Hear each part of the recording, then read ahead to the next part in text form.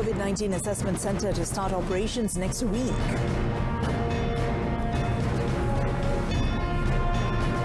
Government mulls heavier penalties for violating SOP.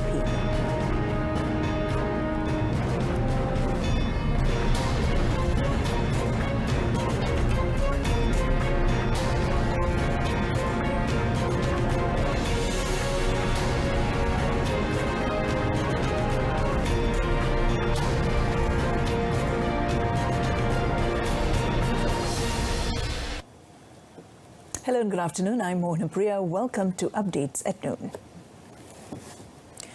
The COVID-19 Assessment Centre is expected to start operations next week to coordinate and integrate the public and private hospitals in managing the positive cases in the country. Health Director General Tan Sri Dr. Nur Hisham Abdullah said the Health Ministry will hold the third discussions with the private hospitals tomorrow to look into details and technical implementations for the centre.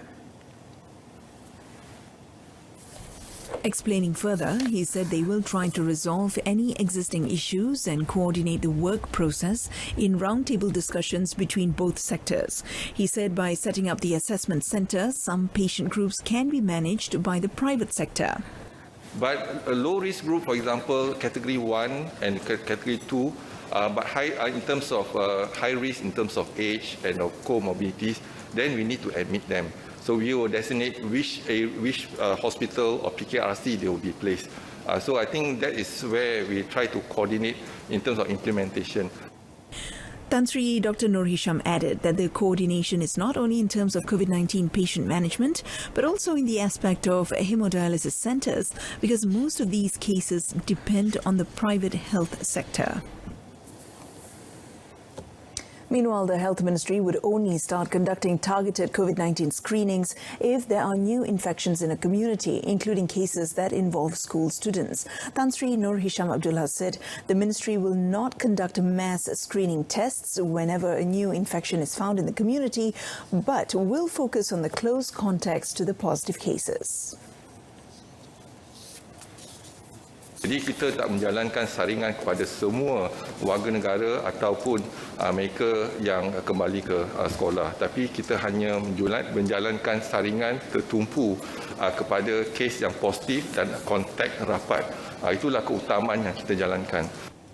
Tan Sri Dr. Nur Hisham was answering a question on the implication caused by a lack of compulsory screening tests done on students returning to school physically.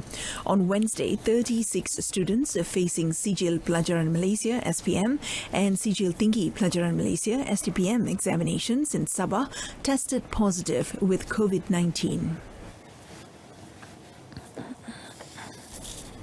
In other development, the Health DG reported 16 new clusters involving the Klang Valley, Perak, Sabah, Johor, Kedah, Pulau Pinang and Terengganu. He said these clusters had registered a total of 316 confirmed COVID-19 cases, adding that 11 of them were related to infections at workplaces. Berikut adalah ringkasan bagi kluster-kluster tersebut. Kluster Jalan Torolak iaitu di wilayah Persekutuan Kuala Lumpur ialah kluster tempat kerja. Kluster Kota Muhibah di Perak tempat kerja. Kluster Slim Popon di Sabah tempat kerja. Kluster Sri Bayu Johor tempat kerja. Kluster Ladang Seberang di Sabah tempat kerja. Kluster Orang di Kedah tempat kerja. Kluster Tampoi 7 di Johor ialah di kluster tempat kerja. Kluster Jalan Sepadan di Johor juga di tempat kerja. Kluster Slim di Perak, kluster tempat kerja. Kluster Pasar Borong KL Kuala Lumpur 2 di wilayah Persekutuan Kuala Lumpur juga tempat kerja. Kluster Canang Mas di Selangor, kluster tempat kerja. Dan kluster Gunung Raya di Kedah juga di komuniti. Another new cluster involved religious activities, namely Taman Sejahtera cluster in Perak, while the Mandin Jaya and Jalan Kelapa clusters were related to risk groups. Two other clusters, dubbed the Kampung Tanah Merah cluster and Gunung Raya cluster, involved community transmissions. The government is mulling stiffer penalties, including longer jail terms and heavier fines for breaching the Movement Control Order or MCO's SOPs. Senior Minister for Security, Datuk Sri Ismail Sabri Yaakob, said the existing 1,000 ringgit was not deterrent enough for some of the rakyat, including companies, to adhere to the rules. Denda kepada individu boleh ditambah pada maksimum.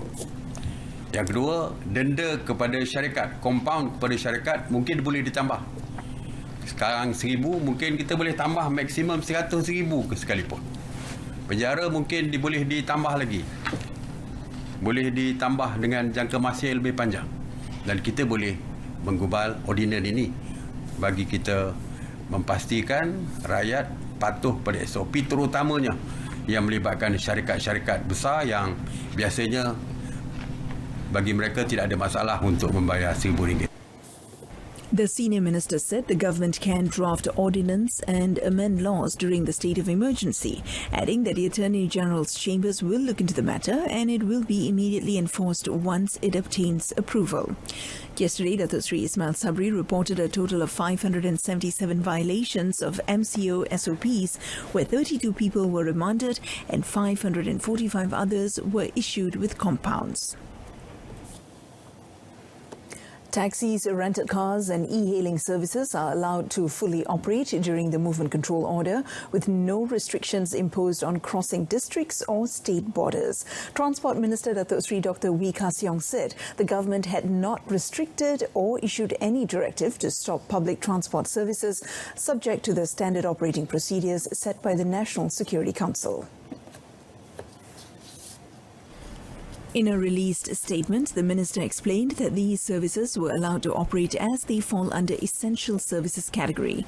He said the permission to cross districts and state borders was granted after taking into consideration the certain passengers that obtained the necessary approvals to travel. He stressed that the services must ensure that their passengers have the necessary approval and documents to prove their need to travel under the permitted scope before crossing the borders. As for the drivers, they are required to carry a copy of the proper documents as proof for them to use after dropping off their passengers to a destination across district or state borders. Meanwhile, the police will further enhance their inspections on members of the public who use the public transportation services during the Movement Control Order. Kuala Muda Police Chief ACP Adzli Abu Shah said this includes the monitoring at bus stations and train terminals. Explaining further, he said there was a possibility for some people to cross districts and states using public transport without permission from the police. Kita percaya ini adalah satu elemen pengetahuan ni yang boleh dijadikan ataupun diambil kesempatan untuk orang melintasi daerah tanpa kebenaran. Jadi saya nak bagi amaran bahawa bidang ni kita dah tengok. BSJR pun kita akan cek pengangkutan dan di terminal, stesen-stesen bas kereta api pun tim ni akan pergi tengok untuk memastikan bahawa orang yang bergerak ni ada justifikasi, ada surat kebenaran. He added that a total of 190 policemen, the Malaysian Armed Forces, the Malaysian Civil Defence Force, Malaysian Volunteer Department RELA and the Road Transport Department are working together in conducting roadblocks throughout the MCO. Meanwhile, he also said that since the Kuala Muda district has been categorised as a red zone, several roads in the area, including the Semaling Bridge, have been closed. In areas where COVID-19 is widespread and physical distance cannot be maintained, masks can help stop the spread of COVID-19. Here's what to know about children and masks. Those under the age of 5 don't need to wear a mask because they are less likely to be able to wear it properly. However, there may be local requirements or times when a mask is necessary, such as when the child is sick. Children 6 to 11 years old can wear a mask when recommended. Make sure they can wear it safely and there is adequate adult supervision. The use of masks for children 12 and over should follow the same guidance as adults when they cannot guarantee at least a 1 metre distance from others. Welcome back. Police are investigating a video clip of famous personality Azwan Ali allegedly mocking the proclamation of emergency by the Yang di-Pertuan Agong Al-Sultan Abdullah Riayatuddin Al-Mustafa Billah Shah. Bukit Aman Criminal Investigation Department CID Director Datuk Huzair Mohamad confirmed that they had received reports regarding the video clip, adding that the matter was being investigated under Section 504 of the Penal Code and Section 233 of the Communications and Multimedia Act 1988. In a related statement, he said Azwan Ali has been called to the Bukit Aman Classified Crimes Investigation Unit USJT office to assist in investigations. He urged members of the public to be wise and prudent while using social media and not use the platform to such an extent that it can cause public anxiety as well as disrupt the harmony in the country. He warned that stern action will be taken against any individual found to be threatening the public safety. Kelantan police arrested 3 individuals, including a woman, for possessing various types of drugs worth almost 290,000 ringgit in 3 separate raids on Wednesday. State Narcotics Crime Investigation Department NCID Chief ACP Sheikh Azhar Sheikh Omar said the authorities seized 520 grams of heroin powder, about 5.2 grams of shabu and 2,800 yaba pills. ACP Sheikh Azhar said the first raid was conducted at a house in Kampung Gaung in Pasir Mas, where the police detained a man and found 5 packets of yaba pills. The second operation was conducted later on the same day, during which police detected a suspicious vehicle before arresting a 31-year-old driver. He said the 2 male suspects tested positive for methamphetamine and had previous criminal records related to drug abuse. Juga telah melaksanakan satu lagi operasi serbuan pada tarikh 21 hari bulan jam 3 pagi di satu buah rumah di kawasan Lorong Indra Kayangan, Kampung Selu Macam, yang mana semasa kita buat serbuan di dalam rumah tersebut didapati satu wanita Melayu. The 3 suspects are currently in remand and the case is being investigated under sections 39B and 39 subsection A of the Dangerous Drugs Act 1952. Distribution of Phase 2 of the Bantuan Prihatin Nasional has begun yesterday for B40 recipients, while the M40 group will receive the aid from 25th January. Finance Minister Tengku Datuk Sri Zafrul Tengku Abdul Aziz said the financial assistance was also channeled to those who have received approval on their appeals. Tengku Datuk Sri Zafrul, through the 37th Laksana report, said Phase 2 of BPN 2.0 will place 2.38 billion ringgit into the hands of over 11.06 million recipients, comprising 5.82 million individuals and 5.24 million households. He added that for those without bank accounts, the withdrawal of the aid can be made at Bank Simpanan Nasional from 25th January. On the Employees Provident Fund's iSinar facility, the minister said a total of 4.8 million applications under Category 1 had been received as of Wednesday, of which 3.18 million applications, totaling 25.3 billion ringgit, had been approved.